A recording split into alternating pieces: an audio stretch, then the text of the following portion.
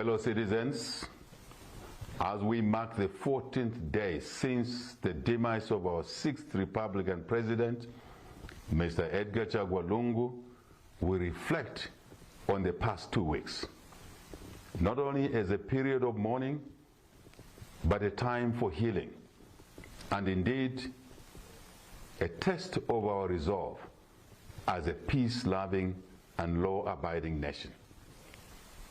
We wish to begin by expressing our gratitude to the Church, our traditional leaders, and the citizenry for their moral and spiritual guidance during this difficult time.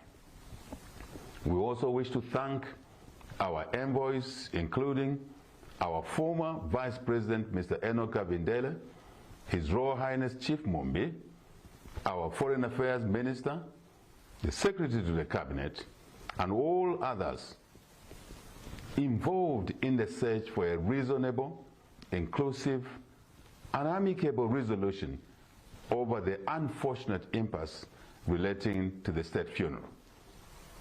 We express sincere gratitude to President Cyril Ramaphosa and the people of South Africa for their exceptional cooperation and indeed compassion. We acknowledge those citizens, including business owners, whose operations have been affected during this difficult time. We thank you for your resilience, patience, solidarity, and calmness during this time. As you are all aware, our government has made numerous efforts to engage the family and representatives of the late president in order to reach consensus in this matter. By last Sunday, the 15th of June, a mutual understanding was achieved and expressed through the joint press briefing held in South Africa. This breakthrough brought relief to the nation, and we were prepared to receive the remains of the late 6th Republican President on Wednesday, 18th of June. It was agreed that this was to be followed by programs that would have culminated in a dignified burial on Monday, the 23rd of June. By virtue of this positive development, we extended the mourning period by another 9 days, and we began to fulfill all of our commitments towards the state funeral with full honors. Yesterday, June 18th, the people of Zambia were prepared to receive the remains of our former president, but were surprised by the family's reversal of the agreed course of action. At our request, the South African government prepared extensively with military honors mounted by the South African Defence Force, who did so in vain, as the former president's body was not availed by the family for repatriation to Zambia. For this unfortunate situation, we extend our sincere apologies to President Ramaphosa, the government, and the people of South Africa. Fellow citizens, our country cannot afford a state of indefinite mourning.